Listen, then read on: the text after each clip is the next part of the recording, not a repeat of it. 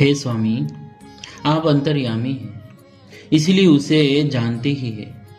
मेरा वह मनोरथ पूरा कीजिए। भगवान ने कहा, हे राजन, संकोच छोड़कर मुझसे मांगो, तुम्हें न दे सकूं ऐसा मेरे पास कुछ भी नहीं है।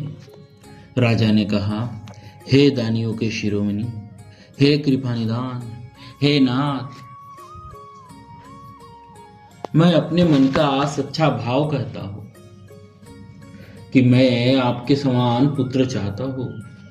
प्रभु से भला क्या छिपाना। राजा की प्रीति देखकर और उनके अमूल्य वचन सुनकर करुणानिदान भगवान बोले, ऐसा ही हो। हे राजन, मैं अपने समान दूसरा कहाँ जाकर खोजूं, अथा स्वयं ही आकर तुम्हारा पुत्र बनूंगा। शत्रुपा जी को हाथ जोड़े देखकर भगवान ने कहा, हे देवी, तुम्हारी जो इच्छा हो सो वर मांग लो। शत्रुपा ने कहा, हे नाथ, चतुर राजा ने जो वर मांगा, हे कृपालु, वह मुझे बहुत ही प्रिय लगा।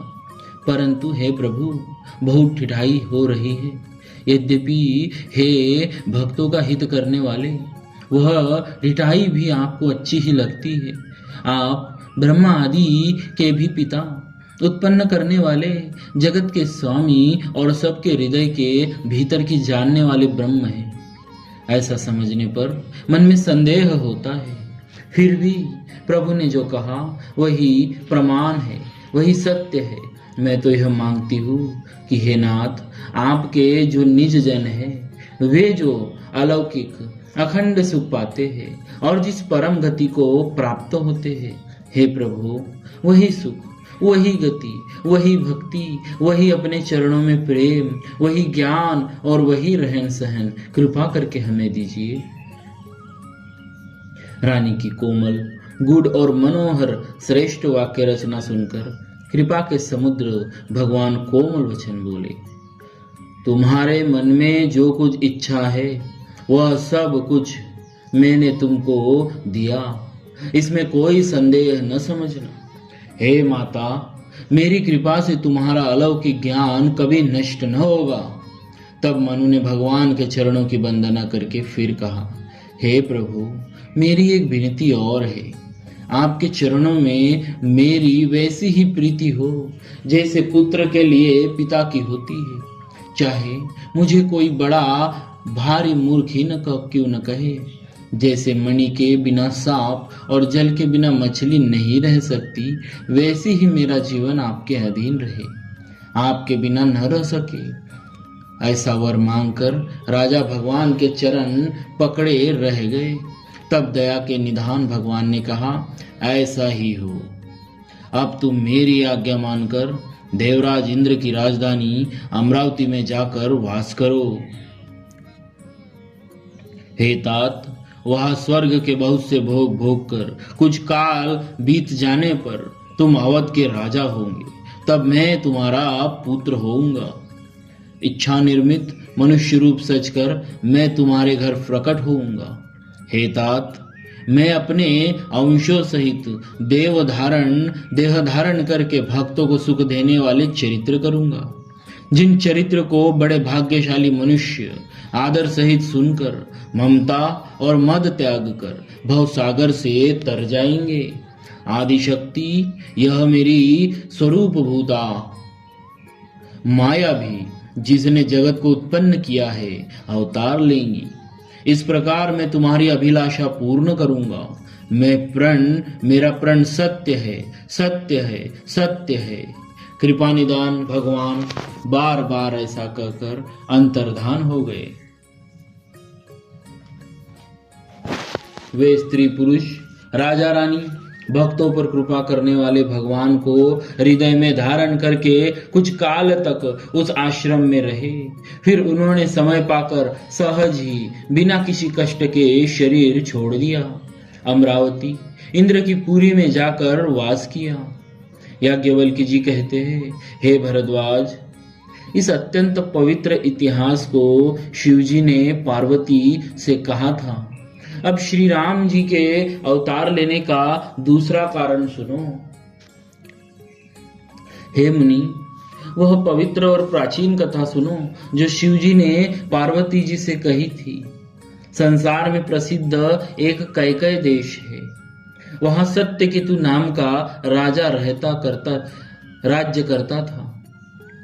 वह धर्म की धुरी को धारण करने वाला, नीति की खान, तेजस्वी, प्रतापी, सुशील और बलवान था। उसके 2 वीर पुत्र थे जो सब गुणों के भंडार और बड़े ही रणधीर थे। राज्य का उत्तराधिकारी जो बड़ा लड़का था उसका नाम प्रताप भानु था। दूसरे पुत्र का नाम अरिमर्दन था जिसकी भुजाओं में अपार बल था और जो युद्ध में पर्वत के समान अटल रहता था। भाई भाई में बड़ा मेल और सब प्रकार के दोषों और छलों से रहित सच्ची प्रीति थी। राजा ने ज्येष्ठ पुत्र को राज्य दिया और आप भगवान के भजन के लिए वन को चल दिए। तब प्रताप भानु राजा हुआ। देश में उसकी दुहाई फिर गई। वह वेद में बताई हुई विधि के अनुसार उत्तम रीति से प्रजा का पालन करने लगा। उसके राज्य में पाप का कहीं लेश भी नहीं रह गया था। राजा का हित करने वाला और शुक्राचार्य के समान बुद्धिमान धर्मरुचि नामक उसका मंत्री था। इस प्रकार बुद्धिमान मंत्री और बलवान तथा वीर भाई के साथ ही स्वयं राजा भी बड़ा प्रतापी और रणधीर था।